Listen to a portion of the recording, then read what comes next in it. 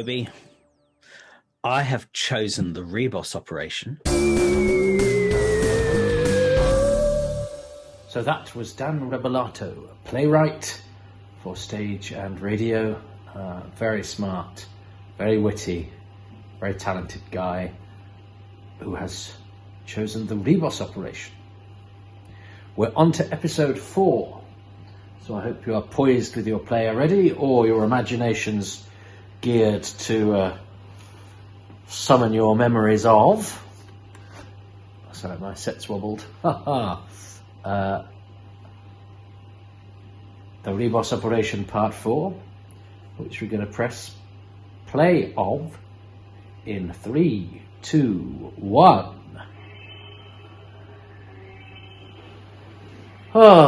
So it's a great title sequence, isn't it, this? So I don't know about you, but this is just too early for my to have embedded itself in my memory banks from first time round. I do remember the first time I saw it, though. It was on a not very good quality VHS bootleg, and I wasn't hugely impressed, if I'm honest. You don't. Now here's an interesting thing. Because I was young. It's one of those rare things where there's a bit of extra footage inserted in a sort of Perils of Pauline kind of way to explain how the Doctor gets out of the cliffhanger. Oddly, because it's not particularly a cliffhanger-y. You know, it's not an immediate peril. You know, somebody's about to shoot him. It's more of a kind of, he's there's a threat. There's a literally mouthed threat of death, but not a literal he's about to die any second now threat of death.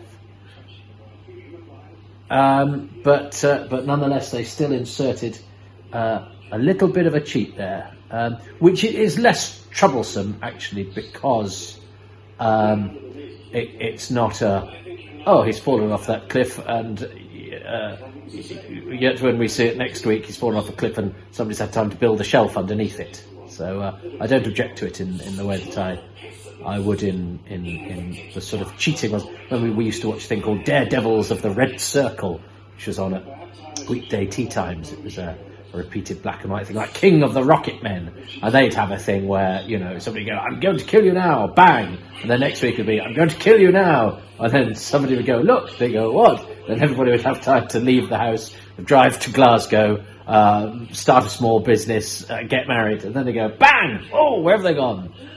So it wasn't as bad as that. These are pretty decent caves. Ken Ledsham has done a very good job with the sets, I have to say. And in fact, that brings me to Tim Dickinson, who is one of my patrons. I hate how that sounds. I'm on Patreon. Some people are kind enough to contribute. But when I say, he is one of my patrons, I'm aware I sound like the Queen. One just has to get used to the new way of doing things. The blogging of that is quite fun. Gus Benson's having fun with Romana's furry surround. Tim Dickinson says, "Does this look better, or should I say a step up, than many of the studio-only stories from the previous few years?" I think it does. I think it looks a lot better than a lot of what surrounds it. I think at this time the historicals, or those in a historical period, tended to look better than the sort of pure sci-fi. And although this is, there are elements of this that are, to all intents and purposes, historical, which is a very clever use of resources. Set it on a sort of medieval type planet. Add a laser sword here and there, androids of Tara. And you have the best of both worlds. You have the BBC's brilliant costume and set design infrastructure that is based on, training and stored resources, things from other productions, and I think you're automatically at an advantage. And I think this story looks absolutely magnificent. Look at those furs and things like that you probably wouldn't have been able to, acquire for for a one-off. But if they're kicking around because they've been used in, I think War and Peace, should have been the Anthony Hopkins one that John Davis directed in 72, 73. I'm guessing they're not from that; they're from something similar.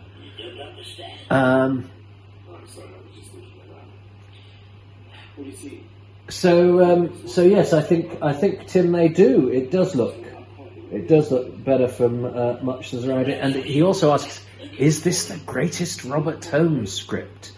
Well, Dan alluded to how brilliant it was, and the world building, which I think is very good. I think what it misses, which I don't miss, and I'm doing that terrible thing now, is worrying on behalf of other people. But I do know people who don't get particularly carried away by the joy of the Ribos Operation, because it is missing a couple of sort of traditional elements of Doctor Who. It's not terribly scary really, and it doesn't really have much of a monster, and the sci-fi is cursory. But you see, you get stuff like this. Timothy Bateson is great in this scene. He's been great since. He's great all the way through. And he's still doing 1970s comedy old man acting in a way. But there's such a truth and a decency to it, and he's a man of a broken mind as well, and that's clear. Is worth a life. Yeah, it's beautiful. And commitment. Have you noticed Timothy Bateson actually removed his false teeth in order to convince even more as Binro. Do people have false teeth anymore? I don't know. I know there's an actor called David Ross who did a lot of Bleasdale work, who I've seen on stage. The original Crichton. I read an interview with him where he said that when he was quite young, somebody told him to have all his teeth removed, so he had them all removed, and they're false teeth, which I find quite very strange. God, that's going to hurt, isn't it? But anyway, I know a couple of people who've got the odd solo missing tooth. Yes, these two are doing sort of comedy bad guy banter. Up and a bit to the left. Yes, it's not very comfortable, but that's the point, to show that these men will stop at nothing. And he's so good, and he's got some great stuff to come in this. And Robert Keegan was the sort of mother that the sort of actor that my mother knew. I always judge an actor by whether my mother knows who they are or not, because I'm not from a theatrical family at all. So if you'd broken through to the consciousness of my mum, you'd done pretty well. Perhaps that's what I aspire to be, the sort of mum my actor knows who he is. Haha. It's interesting. I was looking at Colin Baker's costume the other day. Pebble Dash hallucinogens on a clown, and it's a shame. And I really like Colin Baker, and I'll talk about him in the Colin Baker ones, but I think he was ill-served by his costume, and I was trying to work out why, because Tom Baker doesn't wear things that normal people wear either, but there's something about that costume that is sort of timeless. I don't look at Tom Baker in this and think this is from the 1970s. Now, I wonder if that's because it was already there when I came into Doctor Who. So it just seemed normal, because I guess John Pertwee's costumes are quite dated, the hair and the velvet jackets, but to me they seem sort of timeless, and I would have been happy with Pertwee wearing that now, whereas I'm not sure, you know, Colin Baker's stuff. I don't know. It just seems to me that the first 4 Doctors in particular had a costuming policy where, even though their wardrobe is somewhat avant-garde, it seems to me real and plausible. There's a natural sort of flair and eccentricity to it. Whereas, and I will mention this in the McCoy stuff, and it's been mentioned before about, you know, you can only have so many question marks before your mysteriousness is seriously undermined. Like, how mysterious I am, you know. It's like Colin from the Far Show, isn't it? The party going, how wacky I am. I do like these two. And, you know, the Robert Holmes double acts are, you know, classic Holmesian double act is only a sentence you'll hear issued by Doctor Who fans. But, you know, he's hit upon a winning formula. And I think what's important is you believe that these people know each other from before. Who wants everything? I'll settle for 90%. Oh, and she's got feathers, the Seeker, as well. And that was always it. So, how do we feel about the fact that the Seeker absolutely correctly predicts what's going to happen? That all but one of us is doomed to die.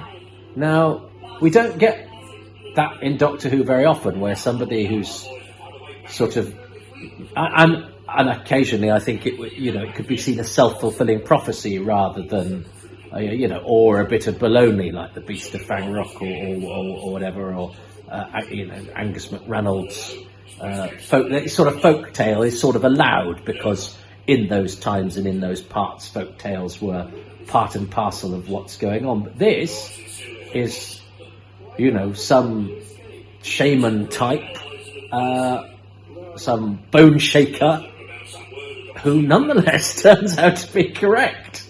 How do we feel about that? Because that's not very of the Doctor Who universe, and in fact, especially from Robert Holmes, who would normally seek to undermine such stuff. The Time Lord gods, that's all sort of a bit of propaganda and a bit of show. So,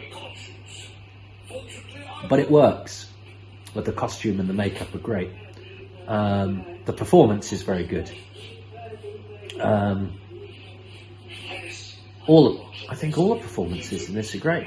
I don't think there's a duff performance in it. And I've got to be aware of that when I choose it's Binro.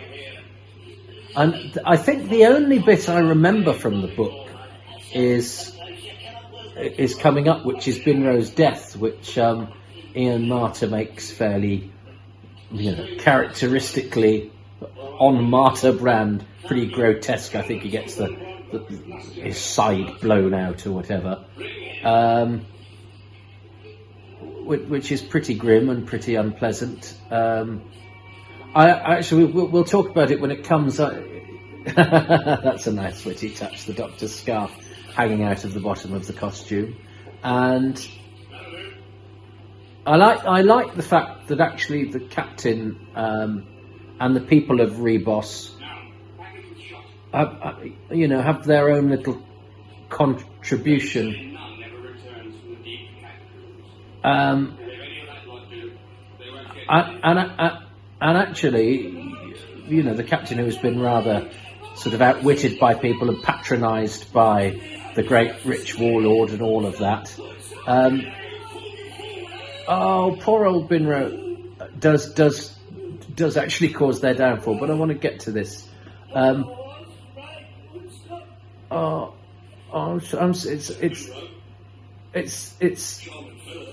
It's very sad. I don't like that particularly. I don't think it's charming fellow, what little I saw of him, I suppose, is a reasonable, and I think it sort of it goes against what the story's been doing, and I know these are funny characters, and I know there's other stuff going on. And I suppose the writer could be going, well, death isn't always, there's not always time to shed a tear or for a moment or whatever. But it's a shame. I thought Binro deserved better than a semi-joke by Garen. I like Unstoff's reaction, and the staging of it's compromised as well because of the space and the nature of it. But I know it's a minor thing, and it doesn't spoil anything for me. I think it's just a moment that I think could have been worked better. I love that Garen, for all his bluster, actually underneath it all, Ian Cuthbertson suggests actually, realism and humanity, and although he's a lovable rogue, he's got more depth than that, and he's a clever enough actor, and he's given enough moments to show that. Yes, I like the fact that people of Ribos have their little moment of revenge upon essentially lots of people from elsewhere who've come and patronised them, tried to nick their stuff. It's a bit harsh on the seeker, I would say, who the captain knows is down there. He's essentially gone, well, she could be collateral damage, really. I've got a feeling, didn't Graham MacDonald...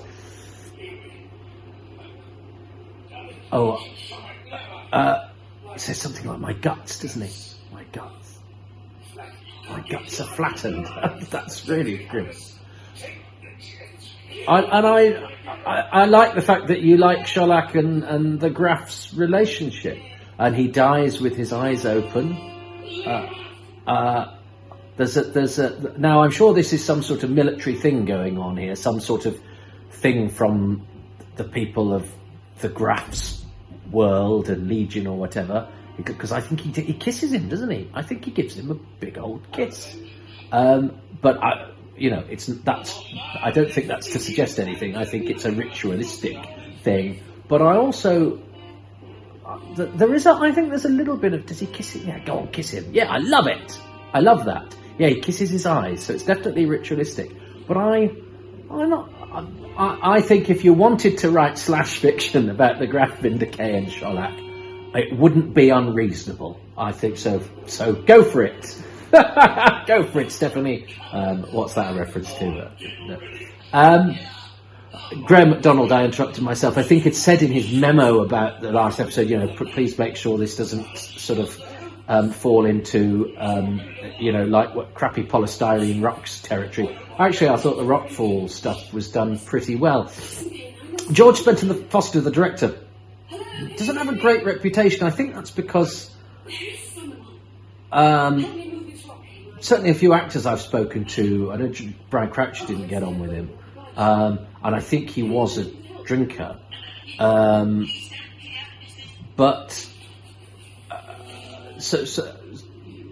I know some actors all liked him, and as I say, he went back quite a few years within the BBC, and I think June Hudson speaks highly of him. But June Hudson speaks highly of him. June Hudson is an example to us all, is because she's so lovely. And I don't think enough people sort of talk about Spenton Foster, really, because I think he does a decent job. We have a bit of a blind spot with the directors of this period of the show.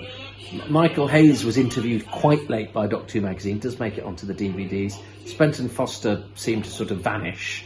As I say, I'm not sure on the internet there's a clear date of death, unlike for the Seeker, who gets shot in the face. But I think around 1992, I think he went to Australia. Norman Stewart, nobody really talks about. Darryl Blake only directed the one story. Whereas I think we're sort of more familiar with the directors who came before and after. I don't know why. It might just be me. So if your story is different, of course. He's lost his mind. He's so sad. about his lover Sherlock. I decided to make this canon now. He does it really well, and it is quite stagey. So I suppose anybody that is, you know, is now used to a diet of very whispery acting may find this a little bit jarring. But you can. There's truth in vividness. And the graph needs to be big. I think Paul Seed's great, and a good director too. He directed a thing called Murder Rooms about Sir Arthur Conan Doyle.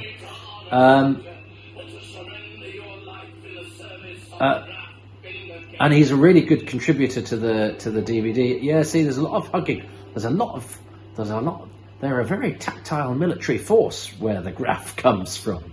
And I love this moment. Oh, is this going to be a moment? Because it's one of those rare things. There's a bit like it in Ghostlight with Ace, but where you can hear what is in the Graph's mind, and he really commits to that. And it's quite a hard thing to pull off. And I think that could have looked awful, but the addition of the sound of what is going on in his mind, and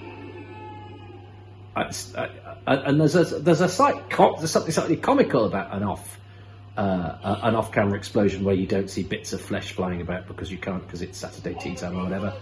But I think that's really effectively done. I love that, and it's not played for laughs. It's done absolutely properly.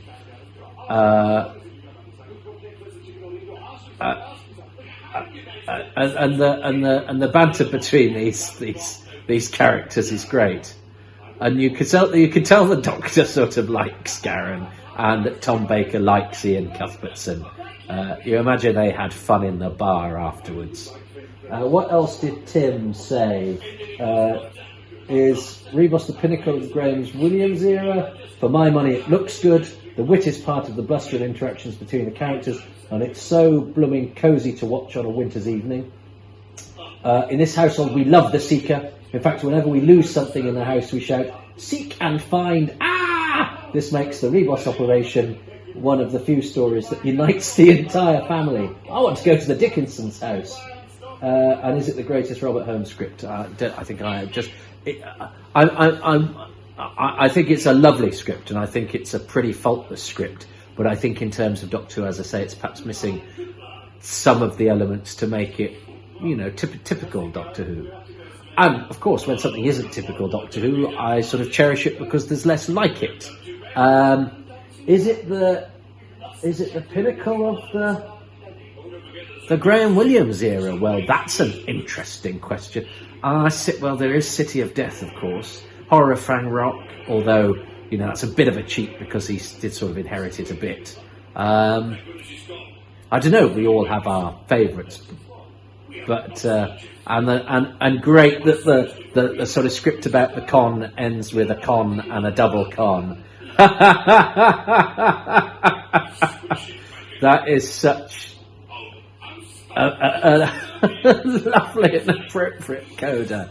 And I love these two, and I'm glad that I like the. Isn't it funny how we like a lovable thief? Whereas thieves are awful people; they steal stuff off you.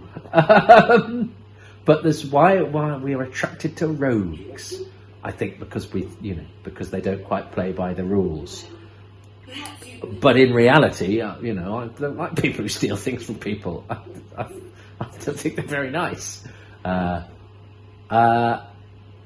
So, and they're still thinking, reminding us that this is about the key to time, and of course, and it's very smart that the Jethric, the thing that it's a lot of the drama is centered around is the thing, part of the thing that is also part of a bit of bluff and double bluff and the much sought after thing that does whatever it is it does. Basically, it's the IT crowd, isn't it? We've got to switch the universe off and back on again, which is, remarkably prescient when you think about how modern technology works. But basically, the universe is Windows or any form of modern technology. Presumably, it can only be controlled by, it doesn't have any buttons on it. You need a special remote control that currently in Hadoke Towers is still lost. And I love the fact that everybody gets a solo credit that you can read. I mean, that's going to be a constant thing for me, but I don't think there's anything wrong with having a little bit of time to acknowledge the people that have made the thing that you like. And I think it encourages people to think about the creativity that they have witnessed, and it gives credit to the people who have done the thing that you like. And I don't think the world of entertainment is any better because we don't do such things quite so well anymore. But there we go. I'm aware that I'm probably trying to swim against a tide that has long since gone out and drowned me. Anyway, I have to choose a thing from episode 4 and a bonus thing. I'm aware I didn't choose the sort of snowy, the whole design and snowiness of Ribos. I don't think I did I? Sorry, I did this first the other night. I chose that bit that I can see on the DVD menu, which is the door opening. So I chose that. In the first episode, I chose the Binro scene, and I chose the Scringe Stone. So no. So, but I love the Seeker. I love Paul Seed as the Graph. I mean, I think Robert Keegan as Shellac is very good as well, and I love the kissing. I mean, I love the Seeker. I love the fact that Prentice Hancock has a good time and a role that suits him, that he carries off. But they're all actory things, aren't they? So there's pretty much, put it like this: I am spoilt for choice. Dudley Simpson's music is great. I've got a nasty feeling that Dudley Simpson, because I didn't choose him for Evil of the Daleks, and I really should have done because it's one of his best scores, and I was occasionally clutching for straws doing that. I've got a really nasty feeling I'll get to the end of this, look back and go, I never chose Dudley Simpson because I sort of took him for granted. And it's sort of how I feel sometimes about my career. I think everyone assumes I'm around, so they don't need to employ me. I'd rather think that about myself than just people thinking I'm rubbish and not worth employing. The little psychological games we play.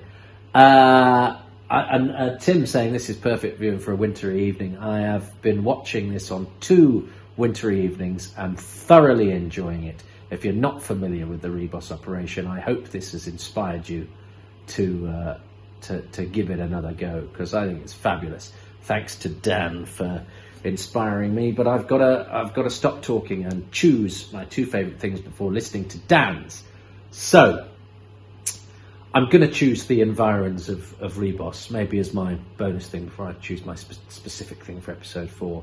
I think my thing across the whole story is the snowy wastes, the fact that prompts then has costuming policy and set policy, and the whole design and feel of Ribos and the realisation of it, I think is great, and I think it suits studio-bound drama. Doctor Who is full of people being very ambitious and writing scenes that are impossible to pull off in a studio. And you admire that ambition, but it's not always rewarding for the viewer. This is a writer going, and a director and design department all going, well, we could do it like this, and it'll act with the resources that we have, and it will tell the story, it will suit the story, and it will also suit the resources that we have at our disposal. And I think it's a great synthesis, and I think it's an underrated production. Everyone talks about the sparkling script and the characters. It's a fine production. So yeah, the design, the conception, the realisation of Ribos itself is my bonus thing. And my thing for part 4, I do like the Seeker, and there's no one quite like her. But I do love that moment where the Graph, marches off to win the war, ends up getting blown to pieces by the Doctor. Let's not talk about that. What do I choose? I'm going to go for the Seeker. I simply think because Paul Seed is brilliant, and I think he's one of the best versions of powerful men who go mad in Doctor Who, often which were played by Prentice Hancock actually, and he does it so well, and the backstory and the characterization all that are great. But I think the Seeker is so different. And as I say, I'm uncomfortable with how she sits in the Doctor Who universe because she represents prophecy that actually comes off. But I think I think she's really well. She again is an element of the design, so there's a bit of crossover there. But I think I'm going to say the Seeker. So those are my two things. But with honourable mentions to all of the other stuff. Didn't even mention Ian Cuthbertson, who's brilliant. Garen is a fantastic character. He's the best rogue, I think, that's ever been in Doctor Who, and Unstuff. Those two are great. Again, sometimes you can be so good you're taken for granted, and that's the richness we have with Doctor Who and with the character actors we have that populate Doctor Who. But no, I'm going to commit to Ribos and to the Seeker. What has Dan chosen? So my favourite thing in episode 4, I am going to cheat very slightly because I really want to talk about the performances in this whole serial, but I want to really think about one of the things I really love in episode 4 is Paul Seed's performance as the Graffinder K. And I want to kind of talk about that because I think it's a big performance. You could easily think it's very over the top and slightly hammy, but I don't think it is. I think it's actually perfectly judged. The story as a whole has got a wonderfully theatrical quality to it. The costumes feel very theatrical somehow to me, and there's a kind of real richness in the dialogue, which I think allows the characters to all of them, a little bit larger than life. What I think is great about what Paul Seed does actually right the way through is you get a really strong sense of this man who clearly is a thug and a psychopath, but also he manages to show you a guy who is just pathetic and desperate and humiliated by the fact that his half-brother has stolen the throne from him, and he's seething with resentment and frustration and burning shame, and you get that the whole way through, and it pushes that his sense of desperation more and more and more until we get to this point, get to the wonderful point when he does kind of lose it, and he is marching into the catacombs unknowingly with bombs strapped to him, imagining himself to be back in the Alliance wars. And I think he does that absolutely wonderfully. But of course, I can't just talk about his performance because actually Ian Cuthbertson's Garen is just, it's just wonderful. Again, it's a huge performance. It's big and barnstorming, but of course that's also because the part that Garen is playing when he says he gives the impression that he's this real estate salesman is this rather grand, rather posh, a little bit pompous, used to dealing with high and important persons, and therefore having a certain kind of aristocratic air. You know, that wonderful bit where they've just signed the million OPEX off to the guard in the strong room, and dear old Prentice Hancock has the line about, we have to lock up the the room for the end of the day, and Gowron has that line, "Oh, a most interesting ceremony. Would you care to watch?" And it's a very sort of, he has that wonderful air that is there to convince these really dangerous people that he is the person that he thinks he is. And then, of course, we get Ian Cuthbertson's Hackney Wick accent, which is also very funny. And then, of course, he even does a bit of Somerset in the first one as well. So he's kind of great. Nigel Plaskitt is a wonderful foil for him. Robert Keegan is a wonderful foil for Paul Seed. Robert Keegan as Sholak.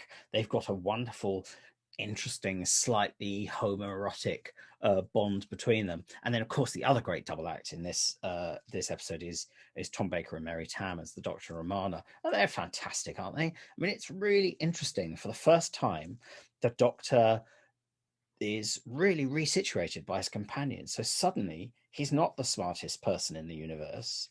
Romana is actually smarter than he is. And he becomes petulant and sulky, but then also sort of demonstrates he kind of has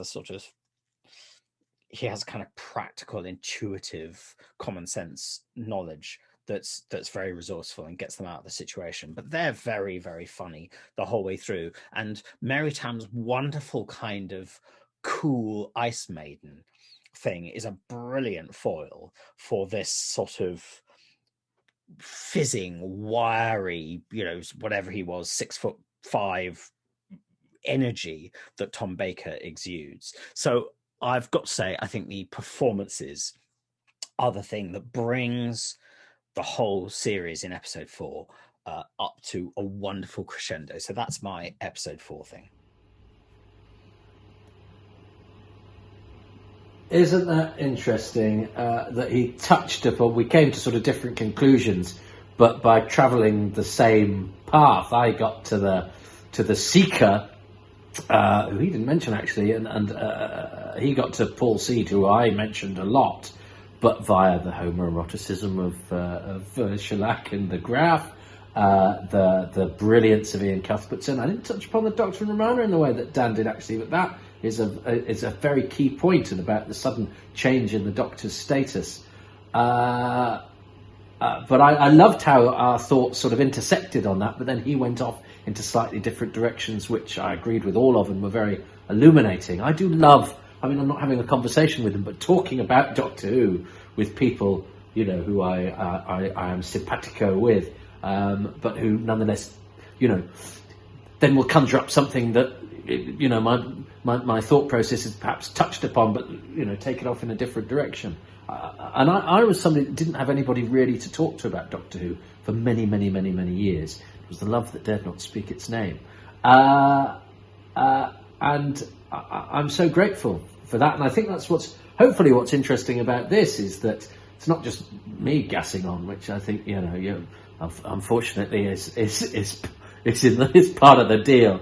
But what I've loved about doing this so far is the different perspectives of the people that have kindly contributed have opened my eyes, and I hope yours, and I also hope of introduce you to some people whose work you'll go off to seek out after you've watched the story they've been talking about, because Dan's stuff is great, by the way. Right, so what's his? So that's annoying, because I nearly said I think I could have.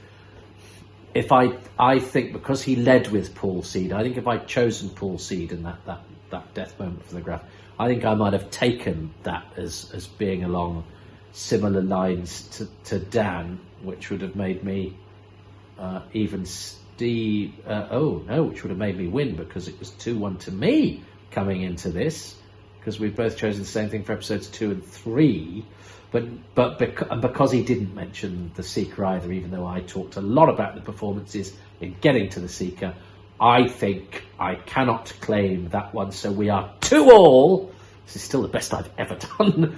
Going into the bonus thing. So if he chooses the snowy, catacomby, costumey, policy, war and peacey thing of Ribos, I will actually win for the first time. And I've done quite a few of these. I'm going to juggle around with the release order, often on a whim, because I have power and I'm going to blooming well yield it.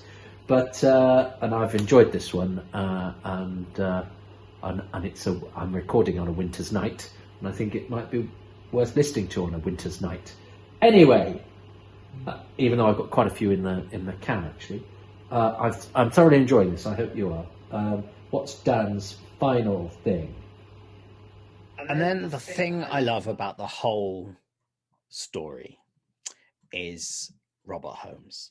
I've got to say Robert Holmes, haven't I? I mean, I still think he's the greatest writer who ever wrote for Doctor Who. Old series, new series. He's the person who absolutely got it. And just, I mean, again, it's that creating the worlds. But, he's also, he manages to find so many tones in there. It's one of the funniest stories. It's possibly only City of Death is a funnier script in the classic series than this one. It's full of brilliantly funny stories, moments, situations, kind of story beats and so on. The things I was saying before about all the performances, the double acts, we all know Robert Holmes is great at double acts, but the double acts absolutely structure the whole thing. He's the person who's created the world of the play.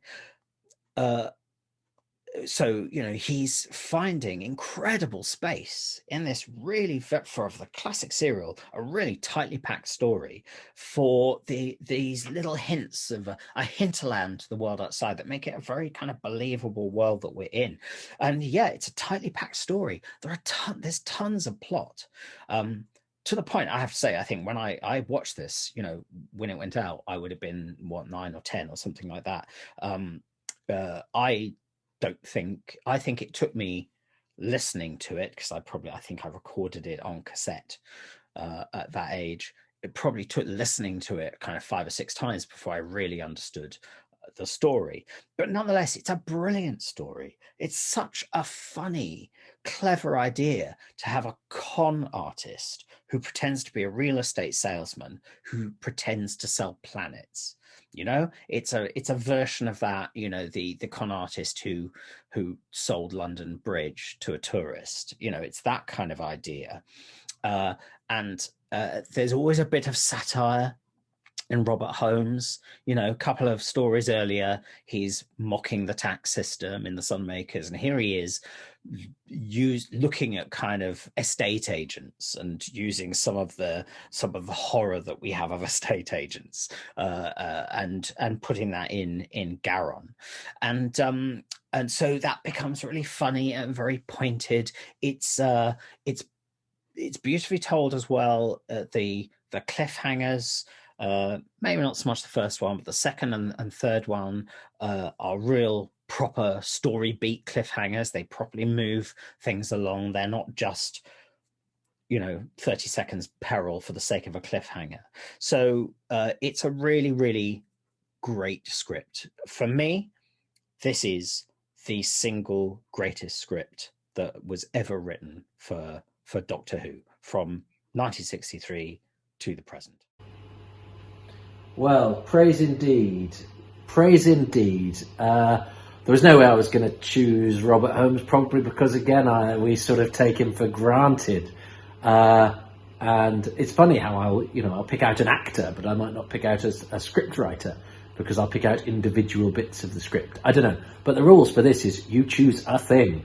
And for some people, it's going to be a childhood reminiscence. For some people, it's going to be a feeling that they get. I mean, Simon Gurrier, when we did Evil of the Daleks, was for something that the fact that we had no idea what's going on. And yeah, choosing the writer and the script as a whole is almost hiding in plain sight, a bit like the Jethric. But I was never going to choose that. I see, I'm doomed to fail in this project, but I don't mind that. I think if I set myself up to fail, I won't be disappointed. I think I've already said that, even repeating myself even this early into the process. But it's how I've spent my life, is expecting not to succeed. So if it happens one day, and I was close with this, I was close. I'm going to take 3-2 to me. I'm going to take the fact that Dan and I and we had so many crossovers, even in the bits that we ended up not tallying with exactly.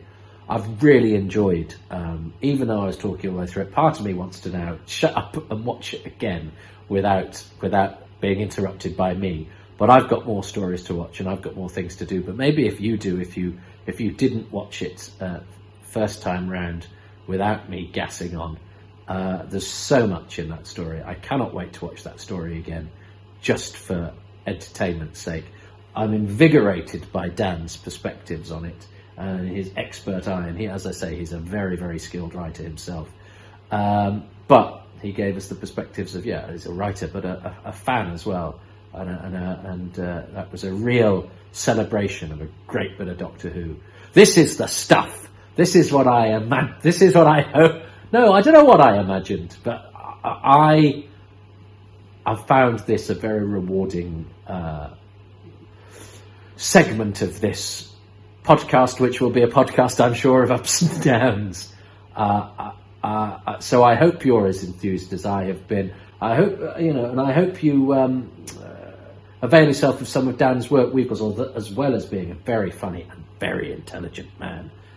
Dan, he's a political writer too. He's got things to say, but he's not po-faced about it. He's a very witty man. He talked, he was celebrating Robert Holmes's double acts there. The characters that were in the script of Dead Souls that I did for Radio 4, that Dan wrote, which was the first time we met, it was full of brilliant characters.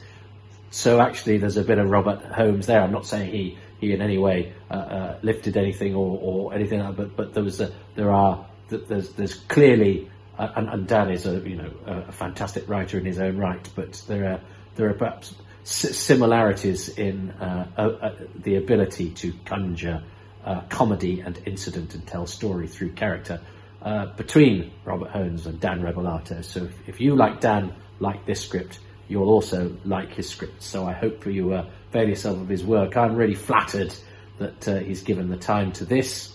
And it's been actually nice for me to then reconnect with him and have little chats as we've had about other things. Because Doctor Who, has a way, it's a common language, isn't it, between us? So I hope you haven't had to work too hard to translate my nonsense, my barrage of verbal diarrhea. It's been nice talking to you about this brilliant Doctor Who story. I hope we can do another one soon. I hope you'll join me for another one soon. I loved the Ribos Operation, to the extent that I actually pronounced its name right more often than I didn't, which surprised me. Wrap up warm. It's winter. But that doesn't mean you can't have a lot of fun, as proved by this brilliant Doctor Who story. Definitely, the planet Ribos is a happy time and a happy place, and I'll see you at another one of those next time. But for now, thanks for listening, and a very good night to you.